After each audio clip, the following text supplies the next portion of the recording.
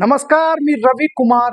जवाब तो आपको देना होगा बोल सरकार या सदरात 85 आवाजच्या खास एपिसोड मध्ये आपलं स्वागत. कसे आहात आपण? मजेत ना? मजेत राहा, हिट राहा, फिट राहा आणि हो, आरोग्याची काळजी घ्या. चला तर मग विषयाकडे वळूया. आजचा विषय आहे, या नेत्यांची सत्तेची भूक का मिटत नाही. काय विषय आहे? या नेत्यांची सत्तेची भूक का मिटत नाही. राजकारणात अशी काही मंडळी आहेत, त्यांना अजून असं वाटतं की अजून मी तरुणच आहे. त्यांची साठी गेली, साठी ओलांडली, 75वी ओलांडली, आता 76वी पूर्ण झाली, तरी त्यांना मंत्रिपद पाहिजे, त्यांना लाल दिवा पाहिजे. त्यांना सत्तेशिवाय ते झोपू शकत नाही, राहू शकत नाही. सत्तेशिवाय त्यांचा दिवस मावळत नाही, सत्तेशिवाय त्यांची रात्र संपत नाही. काही करून सत्ता पाहिजे असं धोरण या मंडळींचं असतं. परंतु सत्ता मिळवताना ते कोणत्याही टोकाला जाण्याची तयारी ठेवतात. सत्तेसाठी अशी मंडळी लालची असते असंही म्हणणं वावगं होणार नाही. महापालिका निवडणुकीचा प्रचार सुरू झालेला आहे. एकमेकावर आरोपही करतायत राजकीय नेते. पण या निवडणुकीतल्या एक अशा भानगडी बाहेर येत आहेत की मतदारांना वाटावं आपण मतदान का करावं. ही गुंडांची निवडणूक आहे, ही भ्रष्टाचारांची निवडणूक आहे, ही खूनबाजीची निवडणूक आहे, ही चीटर्सची निवडणूक आहे, फसवणूक करणाऱ्यांची निवडणूक आहे, असं जर मतदारांना वाटलं तर त्यामध्ये काही गैर आहे असं म्हणता येणार नाही. असं बाहेरचं वातावरण आहे. आज प्रामुख्याने तापलंय ते विधानसभा अध्यक्ष राहुल नार्वेकर यांचं प्रकरण. महाराष्ट्र विधानसभेच्या इतिहासामध्ये सगळ्यात लाजिरवाणा अध्यक्ष कोणता असा जर प्रश्न विचारला तर बहुसंख्य लोक राहुल नार्वेकरांचं नाव घेतील. राहुल नार्वेकर यांचं वर्तन गेल्या 2.5-3 वर्षात ज्या प्रकारे आहे त्यावरून ते महाराष्ट्राच्या विधानसभेची प्रतिष्ठा नीट सांभाळतायत असं अजिबात वाटत नाही. विधानसभेच्या अध्यक्षांनी पक्षीय राजकारणात पडू नये, त्यापासून 4 हात दूर राहावं. जरी राहुल नार्वेकर हे भारतीय जनता पक्षाच्या तिकिटावर निवडून आले असले तरी सुद्धा विधानसभेचा अध्यक्ष झाल्यावर त्यांनी निवडणुकीच्या भानगडीत म्हणजे निवडणूक प्रचारात उतरू नये असा संकेत आहे. यापूर्वीचा विधानसभा अध्यक्षांनी हा संकेत पाळलेला आहे. विशेषतः छोट्या निवडणुकांमध्ये तर निश्चितच. म्हणजे विधानसभा अध्यक्ष नगरपालिका, नगरपंचायत, महापालिका, जिल्हा परिषद या निवडणुकीत उतरत नाहीत. पण हे राहुल नार्वेकर वेगळे आहेत. त्यांना आपण विधानसभा अध्यक्ष म्हणजे नेमकं काय आहोत हेच कदाचित कळलेलं नाही. ते अजून भाजपचे कार्यकर्ते किंवा मुख्यमंत्र्यांचे चमचे असल्यासारखेच वागतात. एक तर मुंबईच्या कुलाबा भागामध्ये 3 लगतच्या वॉर्ड्समध्ये त्यांनी आपल्या घरच्यांना तिकीटं दिलेली आहेत. यापैकी मकरंद नार्वेकर हा त्यांचा भाऊ गेली 2 टर्म मला वाटतं नगरसेवक आहे. पण त्यासोबत आणखी 2 नातेवाईकांना त्यांनी तिकीट दिलेली आहे. आणि ह्या नातेवाईकांचा अर्ज भरायला राहुल नार्वेकर चक्क स्थानिक निवडणूक अधिकाऱ्यांच्या कार्यालयात गेले. विधानसभा अध्यक्षाने हे करावं का? स्पष्टपणे हे करू नये. एकतर विधानसभा अध्यक्षाच्या घरातल्या 3 नातेवाईकांना तिकीट द्यायची गरज काय होती हे मला समजत नाही. एरवी देवेंद्र फडणवीस बडबडत असतात घराणेशाही विरुद्ध, आणखी एक भ्रष्टाचाराविरुद्ध. यातली प्रत्येक गोष्ट देवेंद्र फडणवीसांच्या नेतृत्वाखालील भारतीय जनता पक्षामध्ये आलेली आहे. विधानसभा अध्यक्षांच्या घरामध्येच 3 तिकीट देऊन आपण कोणती क्रांती करत आहोत हे फडणवीसांनी आता जाहीरपणे सांगितलं तर बरं होईल. पण फडणवीस बोलणार नाहीत, कारण अडचणीच्या मुद्द्यावर ते कधीच बोलत नाहीत.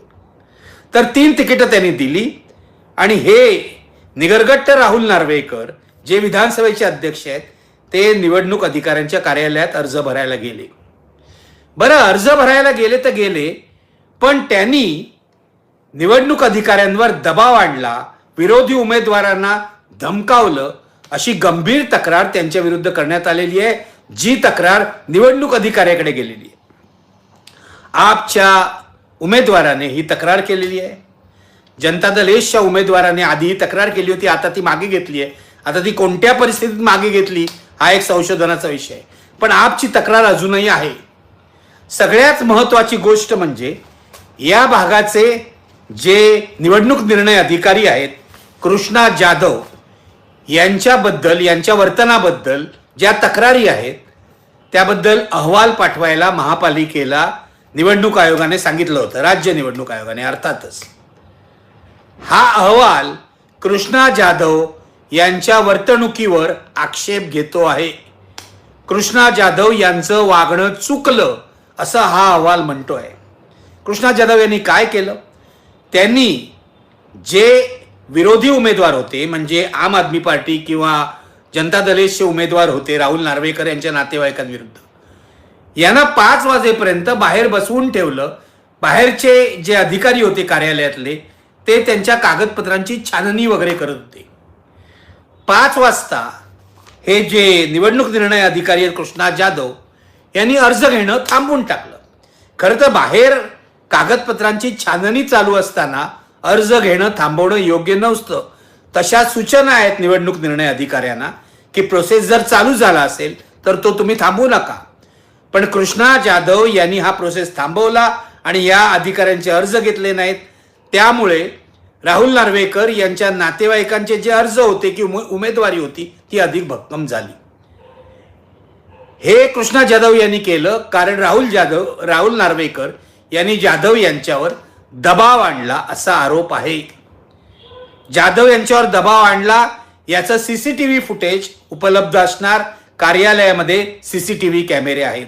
हे फुटेज अजून बाहेर आलेलं नाही, पण एक व्हिडिओ बाहेर आलेला आहे की राहुल नार्वेकर हे तिथे आलेले हरिभाऊ राठोड नावाचे जे कार्यकर्ते आहेत ज्यांना पोलीस संरक्षण आहे यांच्याशी अरेरावीने बोलत होते. हरिभाऊ जाधव यांनी तिथे धरणं धरण्याचा इशारा दिला तेव्हा राहुल नार्वेकर यांनी थेट सहाय्यक पोलीस आयुक्तांना फोन लावला जे प्रोटेक्शनचे इन्चार्ज आहेत आणि हरिभाऊ राठोड यांचं प्रोटेक्शन काढून घ्या असा आदेश दिला. मी विधानसभा अध्यक्ष म्हणून बोलतोय असंही ते म्हणाले. एक तर विधानसभा अध्यक्षांना असा दुसऱ्याचं प्रोटेक्शन काढून घेण्याचा आदेश देता येतो का हा खरा प्रश्न आहे. विधानसभा अध्यक्ष निवडणूक कार्यालयात येऊन अशी अरेरावी करतात का? एवढंच नाही तर त्यांनी जी भाषा वापरली आहे ती अध्यक्षांना तर सोडून द्या पण मवालेला साजेशी आहे.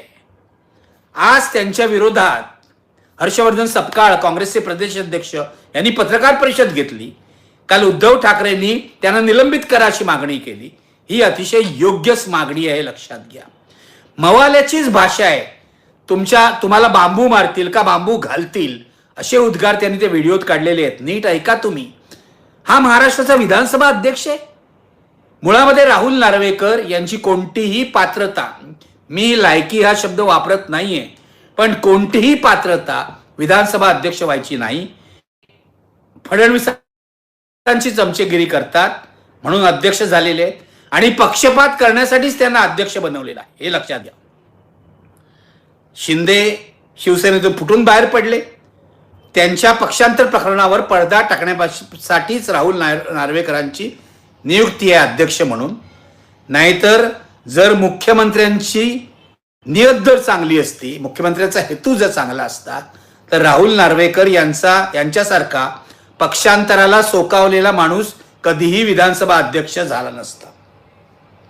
दुर्दैवाने सुप्रीम कोर्टाने एक निकाल दिला.